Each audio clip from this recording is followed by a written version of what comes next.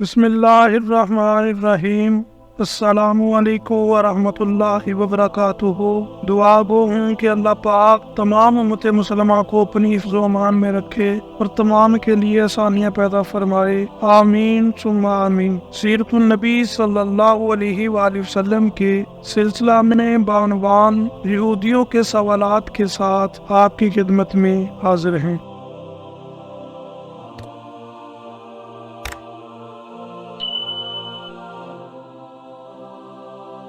حضرت صلی اللہ علیہ وآلہ وسلم کے ظہور سے پہلے مدینہ منورہ کے یہودی قبیلہ اوس اور قبیلہ خزرج کے لوگوں سے یہ کہا کرتے تھے، بہت جلد ایک نبی ظاہر ہوں گے، ان کی ایسی ایسی صفات ہوں گی، یعنی حضور صلی اللہ علیہ وآلہ وسلم کی نشانیاں بتایا کرتے تھے۔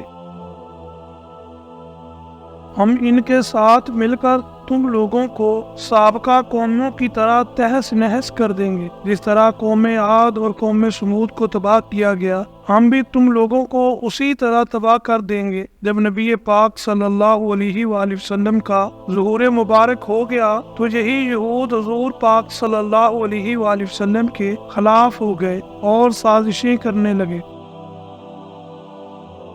جب اوس اور خزرج کے لوگ اسلام کے دامن میں آ گئے تو بعض صحابہ نے یہودیوں سے کہا، اے یہودیوں، تم تو ہم سے کہا کرتے تھے کہ ایک نبی ظاہر ہونے والے ہیں، ان کی ایسی ایسی صفات ہوں گی، ہم ان پر ایمان لا کر تم لوگوں کو تباہ و برباد کر دیں گے، لیکن اب جب کہ ان کا ظہور ہو گیا ہے تو تم ان پر ایمان کیوں نہیں لاتے؟ تم تو ہمیں نبی کریم صلی اللہ علیہ وآلہ وسلم کا حلیہ تک بتایا کرتے تھے۔ صحابہ کرام رضوان اللہ علیہم اجمعین نے جب یہ بات کہی تو یہودیوں میں سلام بن مشکم بھی تھا، جو قبیلہ بنی نذیر کے بڑے آدمیوں میں سے تھا، اس نے ان کی یہ بات سن کر کہا، ان میں وہ نشانیاں نہیں ہیں جو ہم تم سے بیان کرتے تھے۔ اس پر اللہ تعالیٰ نے سورۃ بقرہ کی آیت نمبر 89 نازل فرمائی۔ ترجمہ: اور جب انہیں خطاب پہنچی، یعنی قرآن جو اللہ تعالیٰ کی طرف سے ہے اور اس کی بھی تصدیق کرنے والی ہے جو پہلے سے ان کے پاس ہے، یعنی تورات۔ حالانکہ اس سے پہلے وہ خود اس نبی کے وسیلہ سے کفار کے خلاف اللہ سے مدد طلب کرتے تھے، پھر وہ چیز آ پہنچی جس کو وہ خود جانتے پہچانتے تھے، یعنی حضور صلی اللہ علیہ وآلہ وسلم کی نبوت، تو اس کا صاف انکار کر بیٹھے۔ بس اللہ کی مار ہو ایسے کافروں پر۔ اس بارے میں ایک روایت میں ہے کہ ایک رات حضور نبی کریم صلی اللہ علیہ وآلہ وسلم نے یہودیوں کے ایک بڑے سردار مالک بن سیف سے فرمایا، میں تمہیں اس ذات کی قسم دے کر پوچھتا ہوں کہ جس نے موسیٰ علیہ السلام پر تورات نازل فرمائی، کیا تورات میں یہ بات موجود ہے کہ اللہ تعالیٰ موٹے تازے خبر جانی یہودی راہب سے نفرت کرتا ہے، کیونکہ تم بھی ایسے ہی موٹے تازے ہو، تم وہ مال کھا کھا کر موٹے ہوئے جو تمہیں یہودی لا کر دیتے ہیں۔ یہ بات سن کر مالک بن سیف بگڑ گیا اور بول اٹھا، اللہ تعالیٰ نے کسی بھی انسان پر کوئی چیز نہیں اتاری، گویا اس طرح اس نے خود حضرت موسیٰ علیہ السلام پر نازل ہونے والی کتاب تورات کا بھی انکار کر دیا، اور ایسا صرف جھنجھلاہٹ کی وجہ سے کہا۔ دوسرے یہودی اس پر بگڑے، انہوں نے اس سے کہا، یہ ہم نے تمہارے بارے میں کیا سنا ہے؟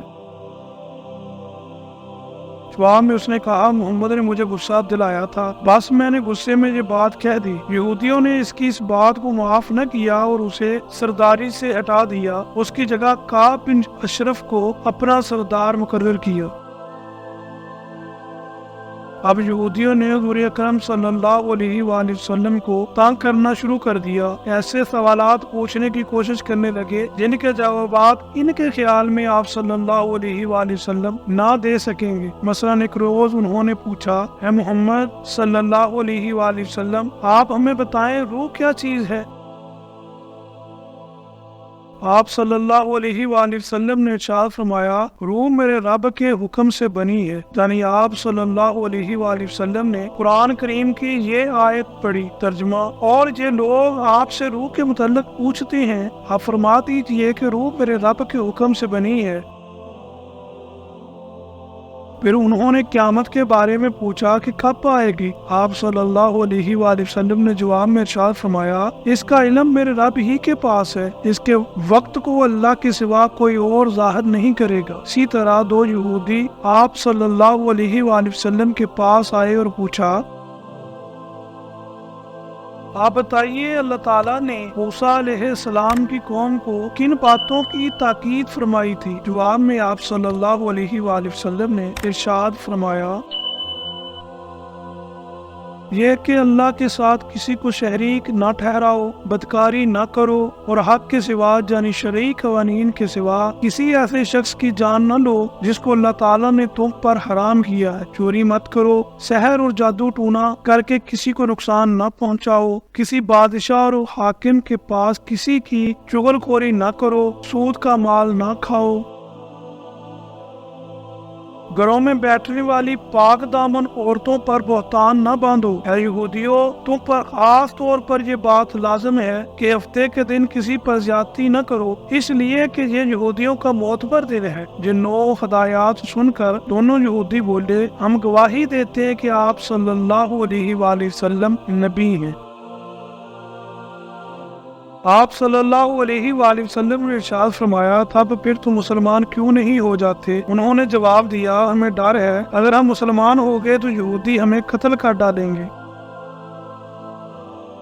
دو یہودی اعلیٰ ملک شام میں رہتے تھے، انہیں ابھی نبی کریم صلی اللہ علیہ وآلہ وسلم کے ظہور کی خبر نہیں ہوئی تھی۔ دونوں ایک مرتبہ مدینہ منورہ آئے، مدینہ منورہ کو دیکھ کر ایک دوسرے سے کہنے لگے یہ شہر اس نبی کے شہر سے کتنا ملتا جلتا ہے جو آخری زمانے میں ظاہر ہونے والے ہیں۔ اس کی کچھ دیر کے بعد انہیں پتہ چلا کہ حضرت صلی اللہ علیہ وآلہ وسلم کا ظہور ہو چکا ہے اور آپ صلی اللہ علیہ وآلہ وسلم مکہ معظمہ سے ہجرت کر کے اس شہر مدینہ منورہ میں آ چکے ہیں۔ یہ خبر ملنے پر دونوں آپ صلی اللہ علیہ وآلہ وسلم کی خدمت میں حاضر ہوئے۔ انہوں نے کہا ہم آپ سے ایک سوال پوچھنا چاہتے ہیں، اگر آپ نے جواب دے دیا تو ہم آپ پر ایمان لے آئیں گے۔ آپ صلی اللہ علیہ وآلہ وسلم نے ارشاد فرمایا پوچھو کیا پوچھنا چاہتے ہو؟ انہوں نے کہا ہمیں اللہ کی کتاب میں سے بڑی گواہی اور شہادت کے متعلق بتائیے۔ ان کے سوال پر سورہ آل عمران کی آیت 19 نازل ہوئی۔ آپ صلی اللہ علیہ وآلہ وسلم نے وہ ان کے سامنے تلاوت فرمائی۔ اللہ نے اس کی گواہی دی ہے کہ سوائے اس کی ذات کے کوئی معبود ہونے کے لائق نہیں، اور فرشتوں نے بھی اور اہل علم نے بھی گواہی دی ہے، اور وہ اس شان کے مالک ہیں کہ اعتدال کے ساتھ انتظام کو قائم رکھنے والے ہیں۔ ان کے سوا کوئی معبود ہونے کے لائق نہیں، وہ زبردست ہیں، حکمت والے ہیں۔ بلا شبہ دین حق اور مقبول اللہ تعالیٰ کے نزدیک صرف اسلام ہے۔ یہ آیت سن کر دونوں یہودی اسلام لے آئے۔ اسی طرح یہودیوں کے ایک اور بڑے عالم تھے، ان کا نام حسین بن سلام تھا۔ یہ حضرت یوسف علیہ السلام کی اولاد میں سے تھے۔ ان کا تعلق قبیلہ بن کینعان سے تھا۔ جس روز آپ صلی اللہ علیہ وآلہ وسلم ہجرت کر کے حضرت ابو ایوب انصاری رضی اللہ عنہ کے گھر میں رہائش پذیر ہوئے،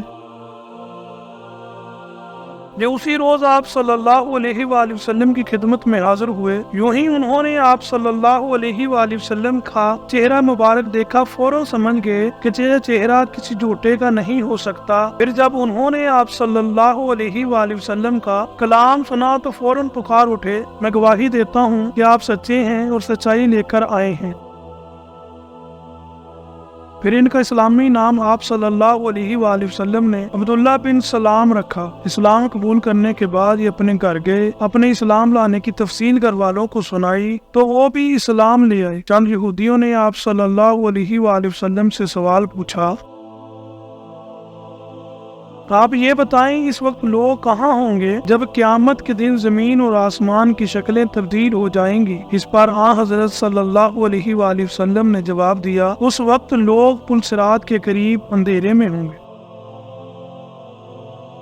اسی طرح ایک مرتبہ یہودیوں نے حضور صلی اللہ علیہ وآلہ وسلم سے بادلوں کی گرج اور کڑک کے بارے میں پوچھا۔ جواب میں آپ صلی اللہ علیہ وآلہ وسلم نے ارشاد فرمایا یہ اس فرشتے کی آواز ہے جو بادلوں کا نگران ہے، اس کے ہاتھ میں آگ کا ایک کوڑا ہے، اس سے وہ بادلوں کو ہانکتا ہوا اس طرف لے جاتا ہے جہاں پہنچنے کے لیے اللہ تعالیٰ کا حکم ہوتا ہے۔